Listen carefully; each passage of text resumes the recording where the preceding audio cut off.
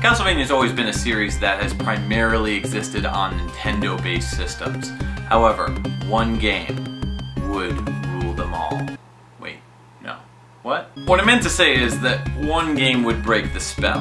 One game would break through the path of Nintendo's righteousness and would eventually go on to make it so that other Castlevania games could be on other systems.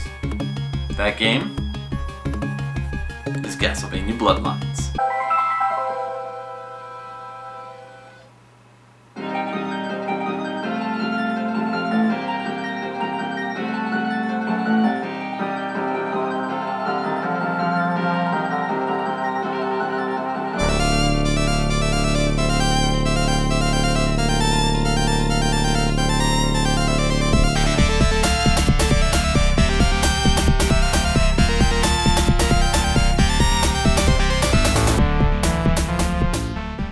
After Konami killed it with Super Castlevania 4, the series was stuck at a place where innovation was needed.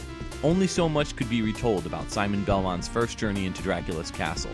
So when it came time to create something new, Konami went back to the roots of the series.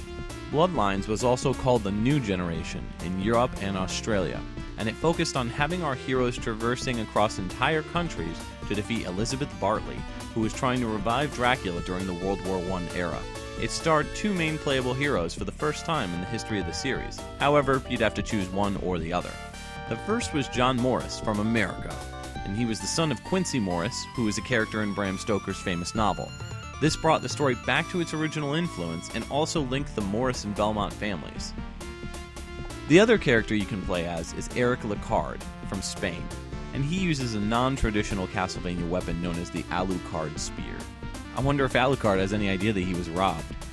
Lecard is avenging his lover Gwen, who was changed into a vampire. I guess this predates people being hot for fanged lovers. There's a bunch of other random crap that you can just look up on the internet about the influence of the game, and people complaining that the story has too many plot holes when compared with the book's many plots. But come on people, it's Castlevania. Deal with it. Moving right along, we see the two heroes. Wait a second. Didn't this Eric guy have... He did! He had blonde hair! Now all of a sudden he's rocking some green dye job? How did that even happen? Did the game developers run out of time to put the right color in?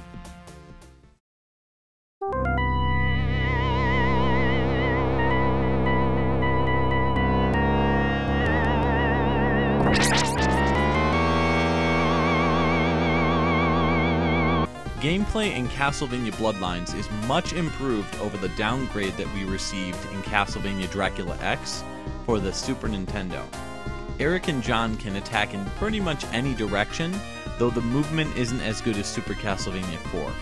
Regardless, it's still a huge improvement to only being able to whip in one direction. The item crash ability was born with Castlevania Bloodlines, giving a third option for secondary weapon fans to use a super version of their item. This adds a whole new dimension to the game's attack strategy. Players will need to break out their passports and travel to various European countries, chasing after Elizabeth Bartley. While the orbs that you collect at the end of each level are still left kind of unexplained, the rest of the game flows well enough. It would have been nice to have a little bit more story, but regardless, it's a decent enough title. Jumping on the stairs is a huge help, and it's part of changing how to attack in the game. You'll be slicing and dicing all sorts of enemies, ranging from World War I skeletons to zombies that pour blood when attacked, and even some solid mini-bosses, such as the werewolf that gets split in two. Wait a minute, since when did Castlevania get so gory? I mean, I'm totally cool with it, but shit man, this is intense for back in the day. There are some really excellent graphical effects that show off the potential that the Genesis had, and Bloodlines worked the crap out of the cartridge, bringing new life to an aging system. Water reflections show off the beauty of the second level.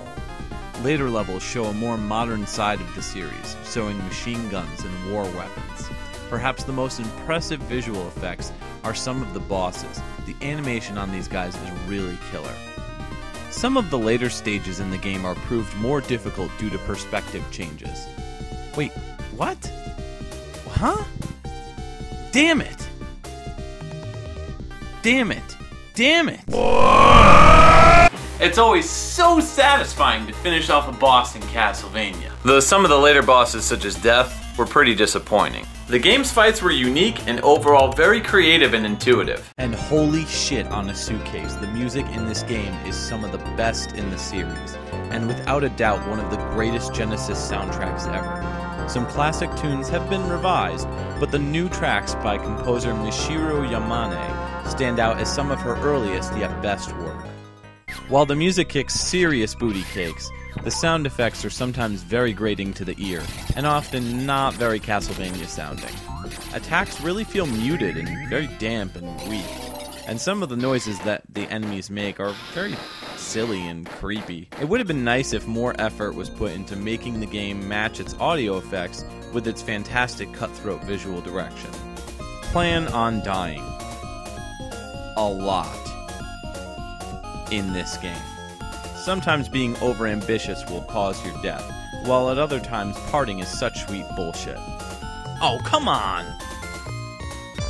Even though you'll die quite a bit in this game, Castlevania Bloodlines is an excellent addition to the Castlevania series. While I could have used a little bit more story, the game has everything that made the original series stand out in a sea of platforming games. Bloodlines helped bring some originality to the Castlevania timeline using Sega's own unique brand of mature flavor. Well, what are you waiting for? Go play this game!